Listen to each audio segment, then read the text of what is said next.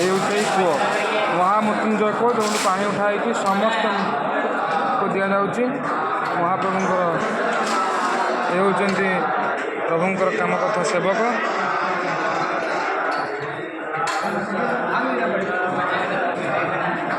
ଆପଣମାନେ ଦେଖିପାରୁଥିବେ ସମସ୍ତଙ୍କୁ ଜଣାଯାଉଛି ଏ କୂଅ ଯେଉଁମାନେ ଆସୁଛନ୍ତି ଏଇ ଜାଗାକୁ ଆମର ବାରଣାସୀ ଏଇ ଜାଗାକୁ ଆସନ୍ତୁ। ମହାମୃତ୍ୟୁଞ୍ଜୟ କୂଅରେ ଆପଣମାନେ ସମସ୍ତେ ଏଇ ପାଣି ପାଆନ୍ତୁ, ନିଜର ଆରୋଗ୍ୟ ହୁଅନ୍ତୁ। ଏଇ ଭଗବାନଙ୍କ ବିଶ୍ୱାସ ସମସ୍ତେ ରଖି ସମସ୍ତେ ବୋତଲରେ ପାଣି ନେଉଛନ୍ତି ଘର ପାଇଁ ଏବଂ ନିଜେ ମଧ୍ୟ ପିଇକି ଯାଉଛନ୍ତି।